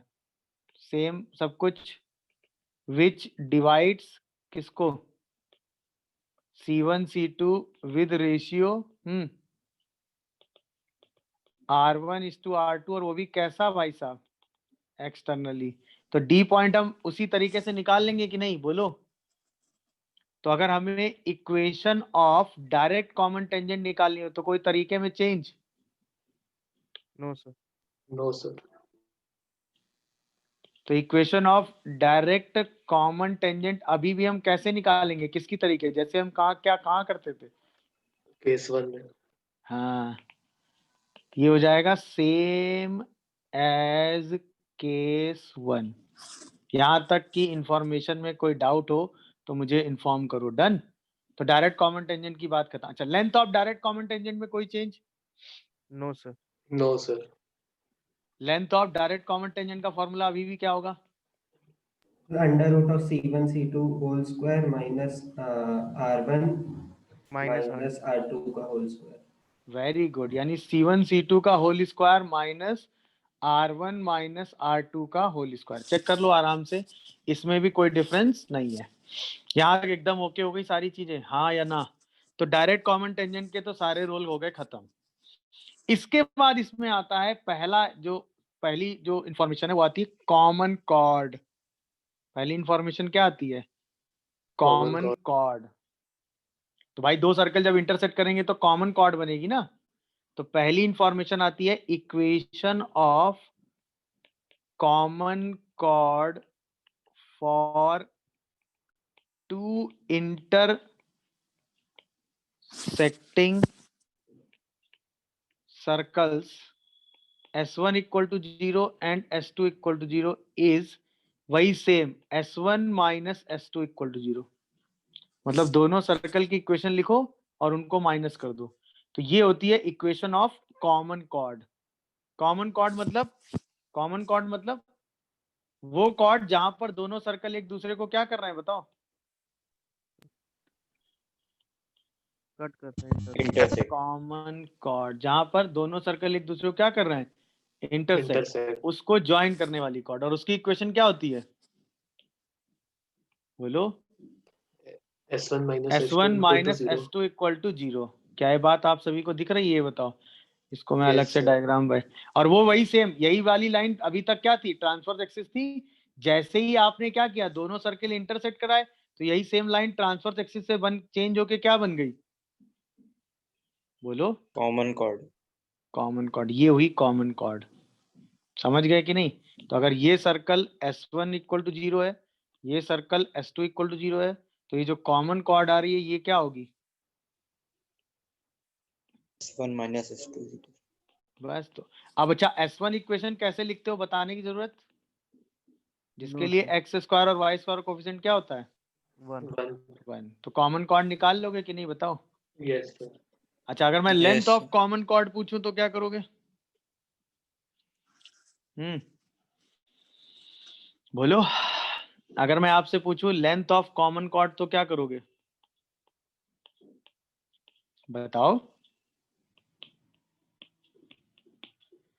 अरे भाई बताओगे? अब देखो, कॉमन कॉर्ड निकाल लिया आपने। Yes, किसी sir. एक सर्कल का सेंटर आपको पता ही होगा, उस सर्कल से इस पे आप परपेंडिकुलर डिस्टेंस निकाल दोगे D1। Yes, sir. नहीं। Radius पता होगी. और इसकी रेडियस पता ही होगी रेडियस आपको, कर देंगे। R1। Yes, sir. तो लेंथ ऑफ Twice कॉमन कर कॉर्ड देंगे. क्या आएगी? 2√R1 square minus D1 square. अच्छा, अगर इस सर्किल का सेंटर C2 ले लो, बोलो, तो इससे परपेंडिकुलर ड्रॉप करोगे तो ये लेंथ कितनी हो जाएगी? D2। और इसकी रेडियस भी आपको पता होगी कितनी? R2। R2. तो या तो इसी को 2√R2 square minus D2 square भी बोल सकते हो। बोल सकते हो कि नहीं, बताओ। अरे हाँ या ना? जहां पे D1 एंड D2 क्या है? Length of Perpendiculars drawn from center to chord. perpendiculars drawn from center C1 and C2 to common chord। क्या? S1 minus S2 equal to 0। क्या है? पूरी कहानी समझ में आ रही है? बताओ भाई। अगर हमें कॉर्ड की इक्वेशन पता चल गई, तो किसी एक सर्कल की अगर हमें कॉर्ड पता है तो उस कॉर्ड की लेंथ नहीं निकाल पाते हो? बताओ। तो कोई एक सर्कल पिक कर लो, उसके लिए कॉर्ड की लेंथ निकाल दो। अरे हाँ या ना? बोलो भाई। अगर हमें किसी सर्कल के लिए क्या पता चल जाए, बताओ मुझे। अगर हमें किसी सर्कल के लिए क्या पता चल जाए? रेडियस और सेंटर। नहीं, किसी सर्कल के लिए कॉर्ड की इक्वेशन पता चल जाए तो क्या हम Chord उसकी की लेंथ equation। निकाल सकते हैं? अच्छा, जब दो Yes, सर्कल sir. गिवन होंगे तो हमें सेंटर और रेडियस तो पता ही होगा ना। Yes, sir. और अगर हम S1 माइनस S2 कर दें तो कॉर्ड की इक्वेशन मिल गई। अब एक सर्कल ले लो कोई भी, उसके लिए कॉर्ड की इक्वेशन लिख लो और सीधा रिजल्ट लगा दो। क्या बोलते हो तुम लोग? Yes, sir. तो length of common cord, equation of common cord between two intersecting circle की बात कर रहे हैं। तो इसके लिए क्या करो वो तो बोलो, बताओ भाई। तो जो भी कॉमन पॉइंट ऑफ इंटरसेक्शन है उस पर क्या करो? नॉर्मल खींच दो। नहीं, इसके लिए नॉर्मल खींचो तो इसके सेंटर से पास कर जाएगा, करेगा। इसके लिए नॉर्मल खींचो तो इसके सेंटर से पास कर जाएगा। इन्हीं दोनों नॉर्मल्स के बीच का एंगल निकाल दो भाई। या तो टेंजेंट के बीच का एंगल निकालो या नॉर्मल के बीच का एंगल। बोलो भाई, क्या बोलते हो तुम लोग? अरे हाँ या ना? यही तो एंगल होगा। हाँ या ना बताओ। Yes, sir. तो इसका मतलब हम क्या करें? थीटा हो गया angle between two intersecting circles, और यही एंगल क्या होगा? एंगल बिटवीन क्या? Angle between normal, angle between normal और tangent at intersecting point of circle. बोलो भाई, क्या बोलते हो तुम लोग? यही तो होता है। मतलब दो कर्व एक दूसरे को जहां इंटरसेक्ट करते हैं, वहां जो इंटरसेक्टिंग पॉइंट होता है उसी पे आप टेंजेंट खींचते हैं। भाई एंगल हमेशा लाइनों के बीच का होता है कि नहीं? तो अगर आपको दो इंटरसेक्टिंग कर्व के बीच का एंगल निकालना है तो जहां पर वो इंटरसेक्ट कर रहे हैं या तो वहां पे नॉर्मल खींच दो, उनके बीच का एंगल निकाल लो, या वहां पे टेंजेंट खींच दो, उनके बीच का एंगल निकाल लो, वही एंगल होता है एंगल बिटवीन द कर्व। मेरी बात समझ पाए कि नहीं? क्या ये कहानी समझे कि नहीं, बताओ भाई। Yes, तो sir. Angle between two intersecting circle मतलब कॉमन पॉइंट पे टेंजेंट और नॉर्मल के बीच का, तो टेंजेंट के बीच का निकाल दो या नॉर्मल के बीच का निकाल दो। तो अगर बताओ नॉर्मल के बीच का एंगल निकालना आसान पड़ेगा कि नहीं, क्योंकि सर्किल का नॉर्मल हमेशा कहाँ से पास करेगा, सेंटर से। तो ये लेंथ Center से। R1 हो गई, ये लेंथ R2 हो गई, सेंटर हमें पता है, तो C1 C2 के बीच की लेंथ निकाल लोगे कि नहीं? अरे बोलो। Yes, अब sir. बताओ, क्या इस एंगल में आप cos थीटा का फॉर्मूला लगा सकते हैं? R1 square plus R2 square minus C1 C2 का whole square divided by 2R1 R2। बोलो भाई, ये समझ में आया कि नहीं? ये एक फॉर्मूला होता है, इसको अभी ध्यान रखिएगा। R1 square plus R2 square minus सामने वाली साइड का square is by 2R1 R2। क्या रिजल्ट समझ में आया? बोलो। R1 square plus R2 square minus C1 C2 का whole square divided by R1 2R1 R2। जहाँ पे ये नहीं आया समझ में, कोई मतलब बात नहीं, cos थी। ये एक रिजल्ट है, ये एक रिजल्ट है, ठीक है ना? ये एक रिजल्ट है भाई, जब हम कॉस रूल पढ़ेंगे तब बताएंगे आपको, ठीक है ना? इसके प्रूफ में अभी जाने की जरूरत नहीं है। Where theta is angle between two intersecting circle, R1 and R2 radius of the circle, C1 C2 is distance between the centre. बोलिए भाई, एंगल निकाल लेंगे सब लोग, हाँ या ना? Yes, sir. अच्छा, अब अगर दो सर्कल एक दूसरे को ऑर्थोगोनली कट करते हैं, ये है इंपॉर्टेंट सेक्शन पूरे उसका। अब आता है to circles cuts each other orthogonally. सही है ना? ये इंपॉर्टेंट है, cuts each other orthogonally. Orthogonally का मतलब समझते हो? राइट एंगल पे। हाँ, मतलब दोनों सर्कल के बीच का एंगल कितना हो गया? 90 डिग्री। मतलब angle between intersecting circle is 90 degree. ये हुआ पहला इंफॉर्मेशन ऑर्थोगोनली का। अच्छा, ज्योमेट्रिकली ऑर्थोगोनली का मतलब क्या हुआ?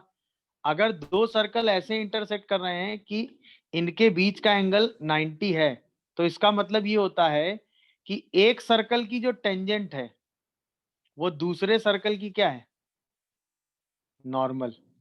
मतलब इंटरसेक्टिंग पॉइंट पर एंगल 90 बनने का मतलब क्या हुआ? एक सर्कल की जो टेंजेंट है वो दूसरे सर्कल की क्या है? नॉर्मल। Normal. मेरी बात समझ में? ये ज्योमेट्रिकली मतलब होता है। मतलब टेंजेंट ऑफ वन सर्कल, ठीक है, is normal for other circle. ये ध्यान रखिएगा, एट इंटरसेक्टिंग पॉइंट।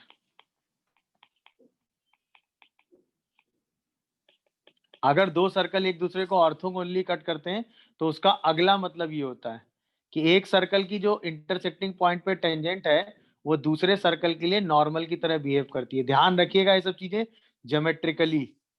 दोनों के ऑर्थोगोनल वर्ड का मतलब दोनों सर्कल एक दूसरे को 90 पे इंटरसेक्ट करते हैं। मतलब एक सर्कल यानी टेंजेंट और नॉर्मल के बीच का एंगल 90, यानी एक सर्कल की टेंजेंट दूसरे सर्कल के लिए क्या है? नॉर्मल। मतलब अगर ये नॉर्मल है इस सर्कल का, पहले वाले सर्कल का, तो वो दूसरे वाले सर्कल की क्या है? टेंजेंट। दिख रहा है ज्योमेट्रिकली कि नहीं? बोलो भाई, दिख रहा है सबको कि नहीं, हाँ या ना? अब अगर दोनों सर्कल एक दूसरे को 90 डिग्री पे इंटरसेक्ट कर रहे हैं Yes, तो sir. कंडीशन अब आराम से आप निकाल सकते हो कि नहीं, बताओ? बोलिए। यानी कि थीटा जो हो गया वो 90 हो गया, तो कॉस थीटा की वैल्यू कितनी हो गई? 0। 0। इसका मतलब कॉस थीटा क्या था आपका? R1 square plus R2 square.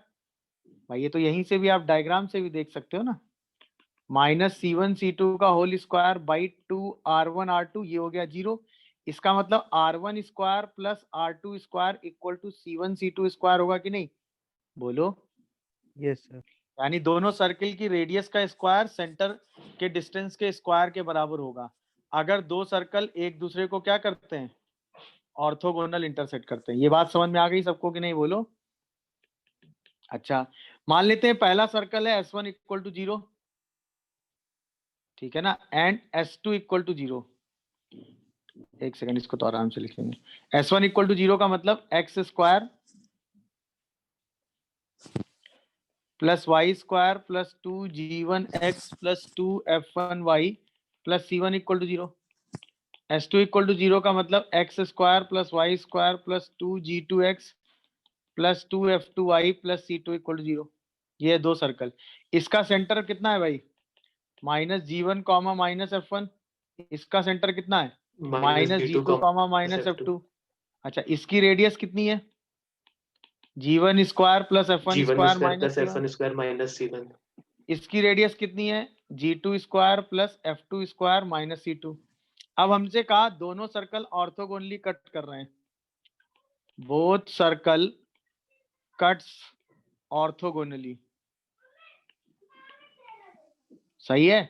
तो हमने क्या कहा कि जो r1 स्क्वायर होगा, जो r2 स्क्वायर होगा, वो c1 c2 के स्क्वायर के बराबर होगा। r1 स्क्वायर मतलब g1 square plus f1 square minus c1, r2 square मतलब g2 square plus f2 square minus c2, और c1 c2 मतलब बोलो g2 माइनस g1 का whole square plus f2 minus f1 का होल स्क्वायर। जब आप सारा स्क्वायर माइनस ओपन करोगे तो c1 minus c2 equal to minus 2g1 g2 minus 2f1 f2 आएगा कि नहीं आएगा, बोलो। इसका मतलब 2g1 g2 plus 2f1 f2 equal to c1 plus c2 हुआ कि नहीं, बताओ। अरे हाँ या ना। इसका मतलब 2g1 2g2 2f1 2f2 is equal to 2 times of c1 plus c2 हुआ कि नहीं। इसका मतलब प्रोडक्ट ऑफ ये x के कोफिशिएंट है कि नहीं, बताओ, बोलो। देखो जरा ध्यान से, product of coefficient of x plus product of coefficient of y, अरे हाँ या ना, is equal to 2 times of sum of constant. ये कंडीशन आई समझ में कि नहीं सबको, बताओ। ये हुई ऑर्थोगोनल की कंडीशन, बोलो भाई। दिखा कि नहीं भाई, बोलो। अगर दो सर्कल आपको पता है और वो एक दूसरे को ऑर्थोगोनली इंटरसेक्ट करते हैं तो x के कोफिशिएंट का product 2g1 into 2g2, y के कोफिशिएंट का product 2f1 into 2f2 is equal to 2 times of sum of constant c1 plus c2। बस ये कंडीशन लगा दीजिएगा, आपको जो रिजल्ट। और ये कंडीशन कहाँ से आई भाई, same r1 square plus r2 square किसके बराबर है, c1 c2 के होल स्क्वायर। क्यों, अगर दो सर्कल ऑर्थोगोनली कट करते हैं तो इनके बीच का एंगल 90 होगा, मतलब एक सर्कल का नॉर्मल दूसरे सर्कल का टेंजेंट होगा। ये कंडीशन या ये कंडीशन या ये ज्योमेट्रिकल कंडीशन, इन्हीं से रिलेटेड क्वेश्चन आता है। तो अगर दो सर्कल आपको दिए और वो ऑर्थोगोनली कट कर रहे हैं तो आप सीधा ये कंडीशन लगा के जो भी चीज आपको कैलकुलेट करनी होगी वो आप आराम से कैलकुलेट कर लेंगे। भाई अगर ये दोनों सर्कल एक दूसरे को ऑर्थोगोनली कट करते हैं तो आपको सोल्यूशन वाइज क्या करना है, कंडीशन लगानी है। इसका मतलब माइनस 2 लैम्डा इंटू 3 एक्स के कोफिशिएंट का product 1 into minus 2 Y coefficient का product equal to 2 times of constant. यही तो करते हैं, बताओ भाई। 1/3। इसका मतलब minus 6 lambda minus 2 equal to minus 4, बोलो भाई। यानी कि minus 6 lambda equal to minus 2, तो लैम्डा इक्वल टू 1/3 आएगा। जब लैम्डा की वैल्यू 1/3 आएगी तो दोनों सर्कल एक दूसरे को ऑर्थोगोनली कटेंगे। ये हुआ x के कोफिशिएंट का प्रोडक्ट, दिखा सबको कि नहीं। ये हुआ y के Yes, कोफिशिएंट sir. का प्रोडक्ट, दिखा सबको कि नहीं। और ये हुआ 2 टाइम्स ऑफ कांस्टेंट का सम, बस इसी को इक्वल कर दिया। That is the condition of orthogonality. भाई सिंपल सी बात है, जो सर्कल हमें मान लो कैलकुलेट करना है, दो सर्कल के ऑर्थोगोनल है, तो सबसे पहले हमने कर लिया कि जो सर्कल है जो हमें चाहिए वो क्या है, x square plus y square plus 2gx plus 2f(y) plus c equal to 0, जिसका सेंटर कितना है -g -f। ठीक है, तो वो लाई कर रहा है कहाँ 3x plus 3x 4y plus plus 1. 4y plus 1 equal to 0। इसका मतलब 3g plus 4f equal to 1 आ गया, हाँ या ना? ये पहला रिलेशन दिखा सबको कि नहीं बताओ? Yes, अच्छा, sir. अब ये सर्कल जो S है, यानी S इक्वल टू 0, वो ऑर्थोगोनल है किसके साथ? x square plus y square plus 3x minus 5y plus 6 equal to 0। इसका मतलब 2g into 3 plus 2f into minus 5 equal to 2 times of 6 plus c हुआ कि नहीं बताओ? बोलो।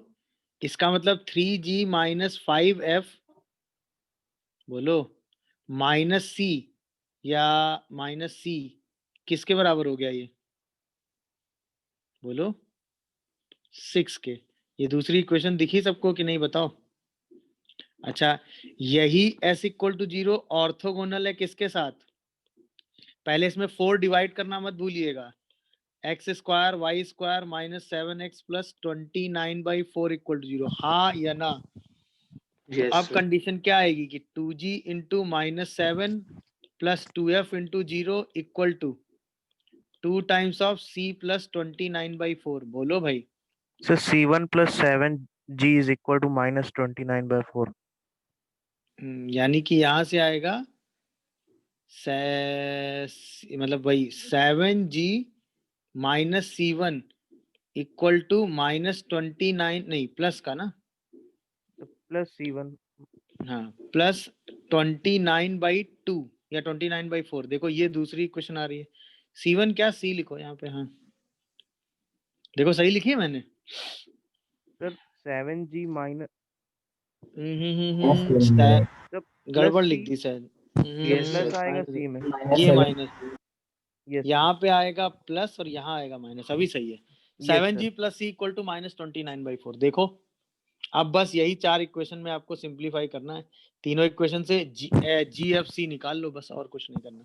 तो क्या कर रहे हो ये बताओ?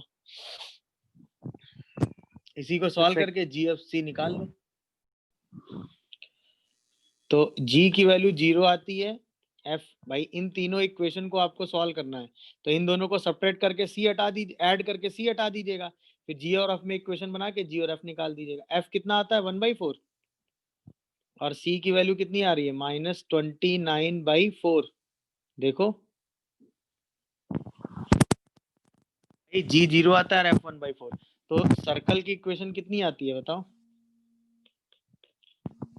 X square plus y square, हाँ भाई, माइनस सॉरी प्लस का y/2 माइनस 29/4 इक्वल टू 0। ये आंसर आ जाता है। आराम से सॉल्व कर लीजिएगा, कोई दिक्कत नहीं है। बोलिए भाई, समझ गए सब लोग कि नहीं? किसी को कोई कंफ्यूजन हो तो अभी भी मुझे इन्फॉर्म कर सकता है। डायमीटर बन जाए। डायमीटर बन जाएगी, सही है ना? इसका मतलब अब हम डिस्कस करने जा रहे हैं maximum length common chord for two intersecting circle. इससे रिलेटेड भी क्वेश्चन आते हैं। फॉर टू इंटरसेक्टिंग सर्कल्स मतलब दो इंटरसेक्टिंग सर्कल्स की मैक्सिमम कॉमन कॉर्ड लेंथ। तो ऐसा कब होगा बताओ? जब उसके सेंटर से पास हो। जब एक जो बड़ा वाला सर्कल होगा वो छोटे वाले सर्कल की सरकमफ्रेंस को बाइसेक्ट करेगा। ये बात समझते हो कि नहीं? या जो उनकी कॉमन कॉर्ड होगी वो छोटे वाले सर्कल की क्या होगी? डायमीटर। ये बात आप लोग में कितने लोग समझ पाए? बोलो। या तो वो उसकी सरकमफ्रेंस को बाइसेक्ट करे या वो छोटे वाले सर्कल की डायमीटर हो जाए, तभी तो कॉर्ड की लेंथ मैक्सिमम होगी। भाई कॉर्ड की सर मैक्सिमम लेंथ, सरकमफेरेंस को बाइसेक्ट करने वाला पॉइंट नहीं समझ में अरे आया। यार डायमीटर हो गया तो सरकमफ्रेंस बाइसेक्ट नहीं हो गई? Yes sir, yes. भाई अगर ये सेमी कॉमन सर्कल। कॉर्ड हो गई तो ये सेमी सर्कल नहीं दो पार्ट में बट गया। बोलो। Yes sir. ये ए हो गया, ये बी हो गया, हाँ या ना? तो मैक्सिमम कॉमन कॉर्ड कब होगी? जब क्या होगा? One circle bisects the circumference of मतलब ऐसा भी लिखा मिल सकता है कि उसकी सरकमफ्रेंस को बाइसेक्ट कर रहा है।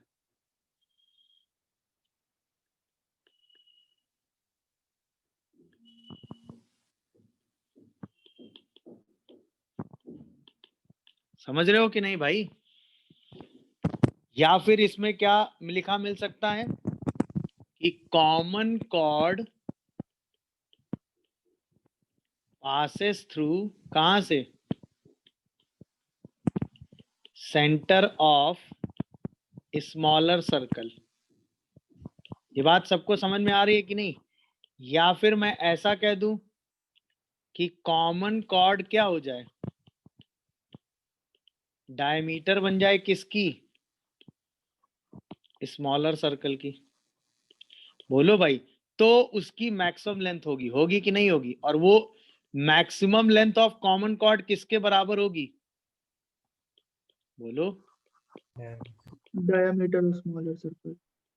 वो किसके बराबर होगी? Diameter of Small circle. Smaller circle.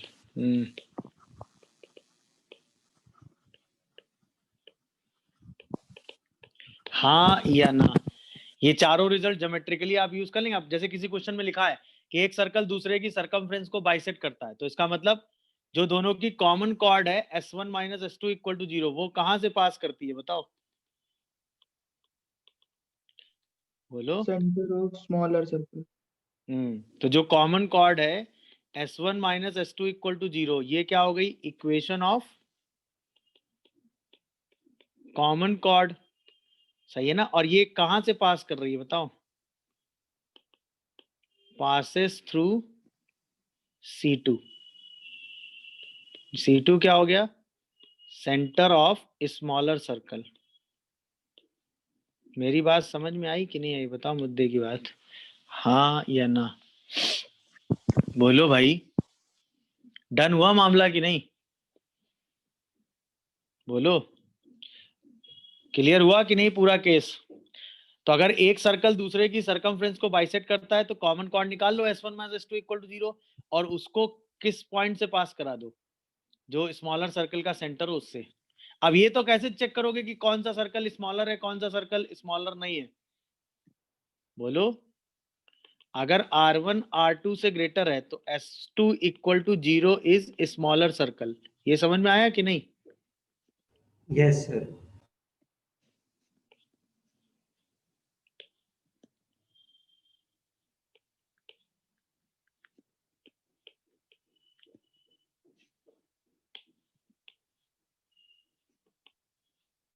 देख लीजिए, कोई कंफ्यूजन आ रहा हो तो मुझे इन्फॉर्म करिए। ये कैसे चेक करते हो कि दो सर्कल एक दूसरे को इंटरनली टच कर रहे हैं? C1 C2 किसके बराबर हो जाता है? Mod Equal of to R1 mod minus of R2. R1. Mod of R1 minus R2. Very good. तो इसका मतलब C1 C2 जो है वो mod of R1 minus R2 के बराबर होता है। कितनी कॉमन टेंजेंट होती है? Only One. one. One common tangent. अच्छा, इसमें तो लेंथ ऑफ टेंजेंट तो 0 हो जाएगा इस बार, नहीं क्या? क्योंकि वो सेम ही पॉइंट पे आ गया ना, हाँ या ना? अब जहां पर दोनों एक दूसरे को इस वक्त टच कर रहे होंगे वो पॉइंट हो जाएगा D। अभी भी सेम कंडीशन में होगा कि नहीं? वो C1 और C2 को मिलाने वाली लाइन को कैसे डिवाइड करेगा भाई साहब? Externally. अब जो D पॉइंट होगा वो क्या होगा? वेयर बोथ सर्कल कैसे टचेज ईच अदर, हाँ भाई, इंटरनली, हाँ या ना? बोलो। और इसमें कंडीशन क्या होगी? ये डिवाइड करेगा किसको? लाइन C1 C2 को किस रेशियो में बताओ? बोलो। R1 is to R2 और वो भी कैसा, एक्सटर्नली, वो तो लगातार करता आ ही रहा था। तो दोनों सर्कल एक दूसरे को किस पॉइंट पे टच करते हैं, अगर हमें ये निकालना हो इंटरनली, तो सेम हम डी पॉइंट ही निकालेंगे। ये बात सबको समझ में आती है। अब इसमें जो इक्वेशन ऑफ कॉमन टेंजेंट है, इक्वेशन ऑफ कॉमन टेंजेंट, वो S1 माइनस S2 हो जाती है। अब तक आप S1 माइनस S2 कई जगह लिख चुके हैं, याद आया ना आपको? बट हर केस में उसका मतलब अलग अलग होता है ना। Yes, sir. अब जो इक्वेशन ऑफ कॉमन टेंजेंट है वो क्या हो जाती है, S1 minus S2 equal to 0। भाई एक ही कॉमन टेंजेंट है और उसी की इक्वेशन क्या हो गई, S1 minus S2 equal to 0। Length की तो बात कर नहीं सकते, वो तो 0 हो ही जाएगी, और कुछ इसमें निकालने का मतलब बनेगा नहीं। बोलो भाई, वो 0 हो ही जाएगी और कुछ उसमें निकालने का मतलब बनेगा नहीं। क्या ये बात आप सभी को समझ में आ गई? बोलिए, अरे हाँ या ना, समझाओ मुझे। तो सर ये टैंजेंट डायरेक्ट कॉमन टैंजेंट ही होती है। हाँ हाँ हाँ हाँ, बाहर है ना। यस और कुछ बचा, बताओ। Fine, C1, C2. Equation of common tangent चाहिए ना, नहीं समझे? इक्वेशन ऑफ कॉमन कॉर्ड चाहिए बेसिकली। बोलो, यस सर। क्योंकि वही तो लाइन होगी जो दोनों के पॉइंट ऑफ इंटरसेक्शन से पास करेगी। उसकी इक्वेशन क्या होती है, S1 minus S2 equal to 0। मेरा पहला सवाल, क्या ये S1 लिखा है? No, sir. No, sir. X square plus y square minus 2/3x plus 4y minus 3, और इसमें माइनस करेंगे x square plus y square plus 6x plus 2y minus 15, और फिर आंसर लिखेंगे। देख लो भाई, कोई डाउट आ रहा हो तो बताओ। तो ये शायद -2/3 माइनस 6 इंटू एक्स और 4 माइनस 2 इंटू वाई और 3 माइनस 3 और प्लस 15 इक्वल टू 0 आ जाता है। देखो जरा सही लिखा है कि नहीं। लग तो सही रहा है, बोलिए सही है कि नहीं। Yes. तो देखो आंसर क्या आ रहा है, 10x plus 10x plus 10x minus 3y minus 18 equals to 0. 10x minus 3y minus 18 equal to 0, ये आ रहा है। Yes, sir. देखा, समझ में आया? वो S1 क्यों लिखा था, ये बात क्लियर हो गई होगी बाकी लोगों को।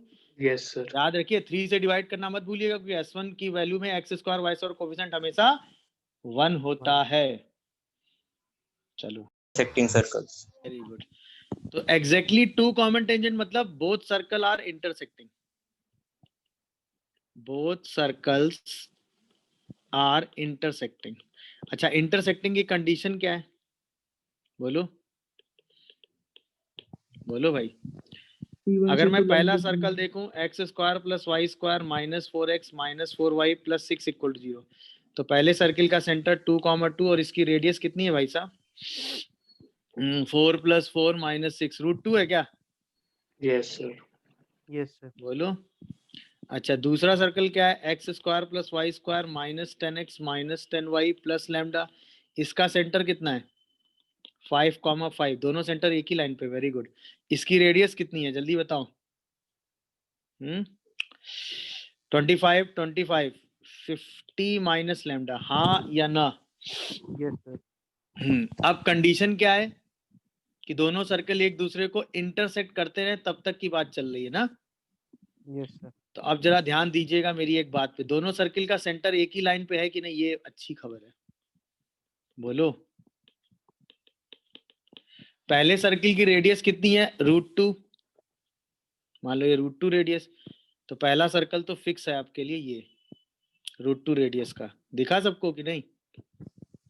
अरे हाँ या ना, बोलो। अच्छा, दूसरा Yes, sir. सर्कल जो है वो डिफरेंट रेडियस का है, तो अगर उसकी रेडियस की वैल्यू यहां से, नहीं इसकी रेडियस सही निकालिए ना, यस सर। 4 4 8 8 - 6 ना, यस सर सही है। √2। हाँ चलो, हाँ सही है। अब अगर मैं यहां से रहूं, सही है ना, बोलो ये डिस्टेंस कितनी है टोटल, ये डिस्टेंस बताओ जरा, C1 C2 के बीच की कितनी है? √18. 3 √2. √3 9 + 9 मतलब 3√2 है क्या? Yes. हाँ, ये पूरी डिस्टेंस है 3√2। तो अगर मैं सर्किल की रेडियस यहां से ऐसे सर्कल लूं एक, और आखिरी सर्कल में यहां से ऐसे लूं, इनके बीच की रेडियस का कोई भी सर्कल ले लूं, तो वो हमेशा इंटरसेक्ट करेगा कि नहीं? Yes. मेरी बात समझे मैं क्या बोल गया? बोलो। Yes. यानी कि अगर हमें इंटरसेक्टिंग सर्कल चाहिए, अगर हमें इंटरसेक्टिंग सर्कल चाहिए, तो इसका मतलब उसकी रेडियस इस सर्कल से तो बड़ी होनी चाहिए। बोलो हाँ है ना? और इस सर्कल से छोटी होनी चाहिए। क्या कहते हो तुम लोग? सर बोलो हाँ। सर यानी अगर कि इस इससे रेडियस बड़ी होनी चाहिए और इससे रेडियस छोटी होनी चाहिए। बोलो भाई। यानी कि अगर इस सर्कल की रेडियस मैं r कह दूं, तो r is lies between R2 and R1। बोलो मतलब R2 R1 तो मैंने ऊपर ही लिख दिया है, वो नहीं मतलब D1 D2 लिखो इसको। सर ये कॉन्सेप्ट एक बार बता दीजिए फिर से। अभी बता रहा हूँ बेटा। इसको D1 इसको D2, अभी एकदम बता रहा हूँ मैं। यानी कि ये जो क्या आ रहा है, R2 आ रहा है, वो लाई करना चाहिए D2 से D1 के बीच में। हाँ भाई अब मेरी बात सुनो भाई, ये सर्कल का सेंटर ये है, यहाँ पर बहुत सारे सर्कल हम बनाते जाएंगे। इंटरसेक्टिंग सर्कल होने के लिए भाई पहली बार एक सर्कल आएगा जो इसको टच करते हुए जाएगा। देखो, अरे हाँ या ना, देखो जल्दी से, देखा? जैसे इससे बड़ी रेडियस लोगे ये कट करने लगेगा। बोलो। Yes, sir. और जब ये इसको यहाँ इस पॉइंट से पास करेगा एक्सटर्नली इंटरनली टच करते हुए, उसके बाद की कोई रेडियस लोगे नहीं तो कट कभी कट करेगा नहीं करे। इसका मतलब इस D1 से बड़ी रेडियस होनी चाहिए और और D2 से इस छोटी। D2 से छोटी होनी चाहिए। मेरी बात समझ गए कि नहीं बताओ? केस यही तो था ना? बोलो अब बताओ। Yes, what sir. Is D1? What is D1? D1 value जो है वो है C1 C2 में से माइनस कर दो R2 को, तो C1 C2 कितना है? 3√2, सॉरी R1 माइनस करो ना, नहीं हाँ R1 माइनस करो तो कितना आ जाएगा? 2√2। और D2 कितना आ रहा है भाई साहब? C1 C2 में R1 ऐड कर दो, मतलब 3√2 प्लस √2 मतलब 4√2। और R2 कितना दिया हुआ है? 50 माइनस लैम्डा। ये कहाँ से कहाँ होगा? 4√2 से 2√2 के बीच में। यानी कि 50 माइनस लैम्डा 8 से लेके कितना 32, यानी कि जो लैम्डा होगा वो 18 से 42 के बीच में होगा। क्या दिया है? यही बोलो है सर। Yes, हाँ। sir. यही प्रूफ करना। दिखा कि नहीं बताओ भाई? क्वेश्चन समझ गए होगे मेरे हिसाब से। बोलो भाई, क्वेश्चन का लॉजिक समझ में आया कि नहीं बताओ? C1 C2 को मिलाने वाली लाइन के बीच की लेंथ निकाल दी, हाँ या ना? एक बार इसमें इस वाले सर्किल की रेडियस माइनस की, इससे बड़ी रेडियस चाहिए, हाँ या ना? और इससे छोटी चाहिए, यही तो कंडीशन है। बोलो यस सर। कोई डाउट हो तो बताओ। अरे हाँ या ना बोलो भाई। सर कोई डाउट नो आ रहा हो सर। तो बोलो। हाँ बताओ। सर ये जो कॉन्सेप्ट हमने सोचा है यहीं से तो सोचा है। मेरी बात समझे कि नहीं बताओ? भाई दो सर्कल अगर एक दूसरे को इंटरसेक्ट करते हैं तो उसका मतलब क्या होता है? बोलो हाँ भाई, कि जो C1 C2 के बीच की लेंथ होती है वो R1 प्लस R2 से छोटी होती है, और R2 माइनस R1, अगर मॉड हम R2 R1 से बड़ा है पता है, तो इससे बड़ी होती है। इसका मतलब अगर मैं R2 रेडियस डिस्कस कर रहा हूँ, इस सर्कल की रेडियस कितनी होनी चाहिए? बोलो भाई। तो R2 की वैल्यू जो है वो C1 C2 माइनस R से बड़ी होनी चाहिए।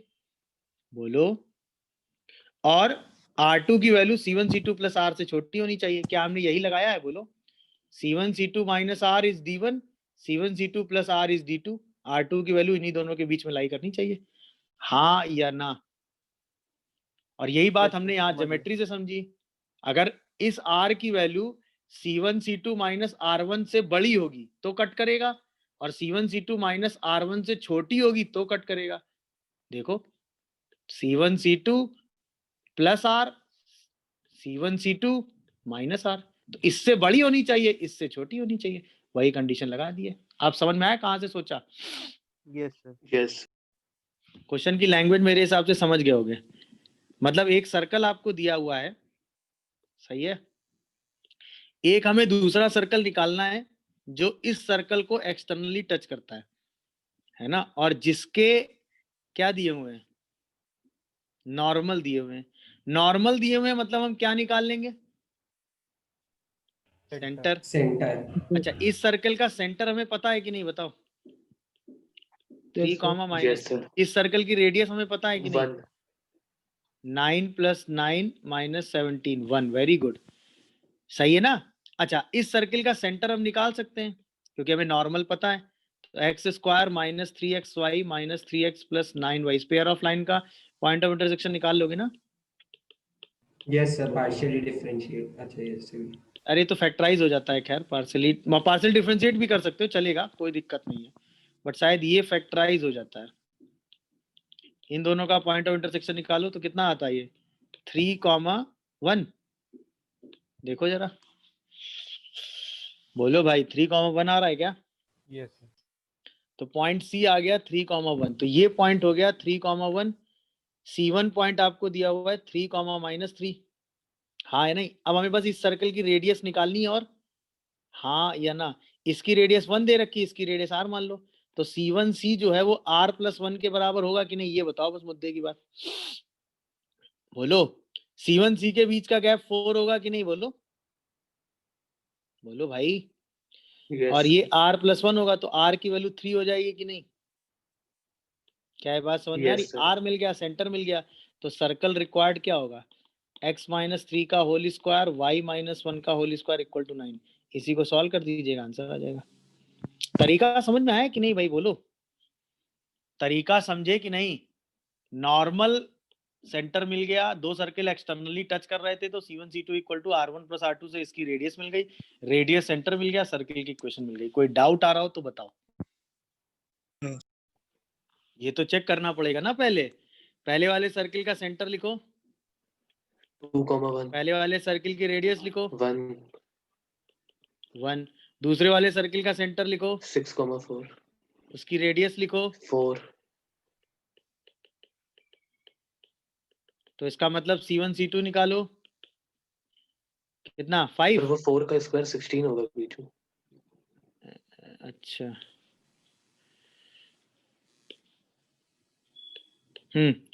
C1 C2 कितना आ रहा है? 5।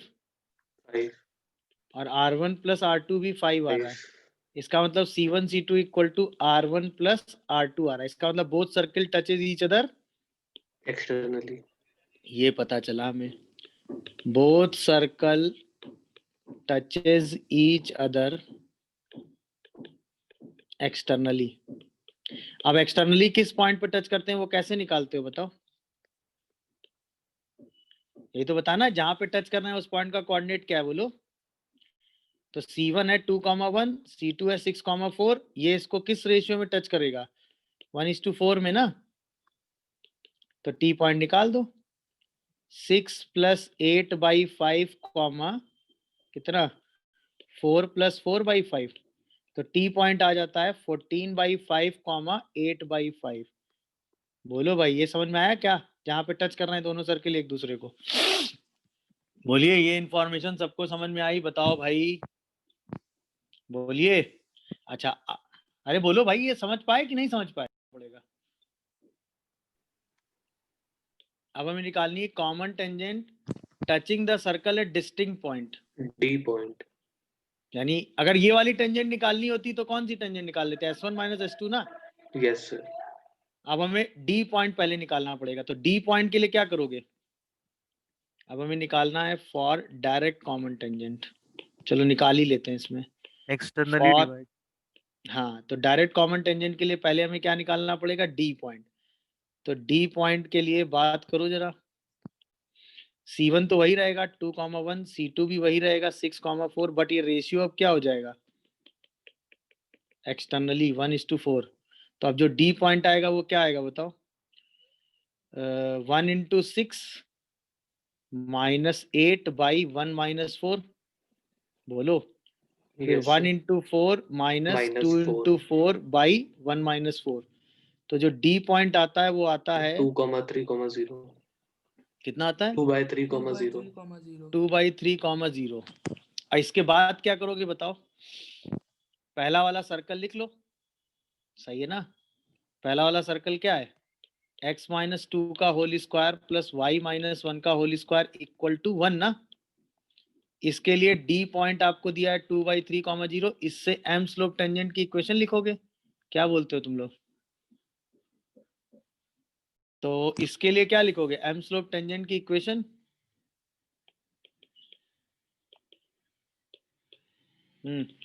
तो हो जाएगी y minus 1 equal to m x minus 2 plus minus r root under 1 plus m square. फिर इसमें क्या लाई कराओगे?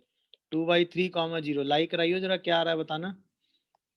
-1 equal to m 2/3 minus 2 plus minus root under 1 plus m square. तो ये कितना बनेगा जरा सॉल्व करो। 6 माइनस 2 माइनस 4/3 यानी कि 4m माइनस 1 का whole square equal to 9 1 plus m square. यही आ रहा, चेक करना calculation. 16m square minus 8m plus 1 equal to 9m square plus 9, 7m square minus 8m और माइनस 8 इक्वल टू 0। देखो कुछ गड़बड़ हो गया लग रहा। कुछ कैलकुलेशन गड़बड़ लग रहा। क्या होगा बेटा जरा बताना। हाँ 4m माइनस 3 का whole square equal to 9 1 plus m square. अब सही है? Yes, sir. तो ये कितना आएगा यहाँ से? 16m स्क्वायर माइनस 12m या 24m 24M. Plus 9 equal to 9 plus 9m square. 9 9 cancel, ऐसा। Yes, sir. 7 square Yes. Minus 24m is 0। तो m की वैल्यू 0 और 24/7 आएगी। तो टेंजेंट्स की इक्वेशन क्या होगी बोलो? y upon x minus 2/3 equal to 0, y upon x minus 2/3 equal to 24/7। यही दोनों लिख लेंगे। Yes, बोलो। sir. अच्छा, ट्रांसवर्स कॉमन टेंजेंट अगर निकालने को बोले तो फिर T पॉइंट से ट्रांसवर्स कॉमन टेंजेंट बोलेंगे तो क्या लिखोगे? S1 भूल minus जाए। S2 equal to 0. S1 minus S2 equal to 0। तो बताओ क्या आएगी S1 माइनस S2 से? -4x प्लस 12x, इसके बाद -2y प्लस 8y, और इसके बाद 4 माइनस 36 इक्वल टू 0। दिख रहा है कि नहीं सबको? बताओ बोलो भाई। तो मैं क्वेश्चन समझाता हूँ। तो ये छोटा सर्कल हुआ, ये बड़ा सर्कल हुआ। तो छोटे वाले सर्कल की जो डायमीटर होगी वो कॉमन कॉर्ड होगी। क्यों? क्योंकि कॉमन कॉर्ड मैक्सिमम लेंथ की है। ये है सिचुएशन। तो ये रहा छोटा वाला सर्कल जिसकी रेडियस और सेंटर हमें पता है। अब ये बड़ा वाला सर्कल है जिसका सेंटर आपको निकालना है। ऐसे दो सर्कल हो सकते हैं बोलो? एक इधर बन सकता है, नहीं, और एक सेम सर्कल इधर भी तो बन सकता है। बताओ क्या कहते हो? नहीं? अरे हाँ या ना? अच्छा, यही वो कॉमन कॉर्ड वाली लाइन होगी। ये छोटे वाले सर्कल की डायमीटर होगी कि नहीं बताओ? बोलो। Yes, sir. अच्छा, ये वाला पॉइंट ओरिजिन होगा क्योंकि सर्कल का सेंटर होगा। ये वाली लेंथ डायमीटर 4 होगी कि नहीं? दूसरा सेंटर C1 डैश भी हो सकता है। अच्छा, ये लेंथ, ये अगर हमें चाहिए, ये वाली लेंथ तो रेडियस के बराबर होगी कितनी? 5 होगी कि नहीं होगी? अच्छा, ये एक राइट एंगल ट्रायंगल होगा कि नहीं ये बताओ? Yes, sir. अगर मैं इस सेंटर को O कह दूं और इसको A कह दूं तो triangle AOC1 is right angle triangle होगा? बोलो। और OA जो होगा वो 4 होगा, C1A जो है वो 5 होगा। तो OC1 कितना आ जाएगा? 3। ये 2 आएगा क्या? 3 आएगा, 3 ना? ओए Yes, sir. 3 आ जाएगा कि नहीं बोलो भाई? डन हो गया मामला यहाँ तक? Yes. हाँ या ना? अच्छा, अब हमें क्या इस लाइन का स्लोप पता है? बोलते 3 जाना। by 4. अब क्वेश्चन क्या है? अब अगर क्वेश्चन को आप ध्यान से देखो तो एक लाइन है जिस लाइन पर एक पॉइंट है 0 0, यहां से 3 यूनिट डिस्टेंस पर एक पॉइंट बताना है ये, 3 यूनिट डिस्टेंस पर एक पॉइंट बताना है ये, यही तो है सिचुएशन। बोलो, इस लाइन का स्लोप है 3/4 और इसके परपेंडिकुलर लाइन का स्लोप कितना होगा? -4/3. बोलो, तो यहां से साइन थीटा कितना होगा बेटा? माइनस या प्लस? प्लस। हाँ, और कॉस थीटा कितना होगा? -3/5। चेक करियो सही लिखा है मैंने? अरे हाँ या ना? नहीं समझे ये सारा कहानी? हमें समझ ये गया दोनों सर। सेंटर निकालने हैं। इस लाइन का स्लोप पता है तो इसके परपेंडिकुलर लाइन का स्लोप आ जाएगा, और ये डिस्टेंस हम निकाल चुके हैं, तो बस इस पॉइंट से 3 यूनिट डिस्टेंस पे 2 पॉइंट निकाल लो, वही दोनों पॉइंट हमारे लिए सेंटर होंगे। यही तो कह रहा है क्वेश्चन में, बताओ। बोलो, तो C1 पॉइंट क्या लिखोगे? 0 + 3 cos थीटा, 0 + 3 sin थीटा। बोलो, और C2 पॉइंट क्या लिखोगे? C1 dash 0 - 3 cos theta and 0 - 3 sin theta. बोलो भाई, तो पहला सेंटर C1 आ जाएगा -12/5, 12/5। दूसरा सेंटर C1 डैश आ जाएगा -9/5. अच्छा सॉरी, -9/5, 12/5, ठीक है।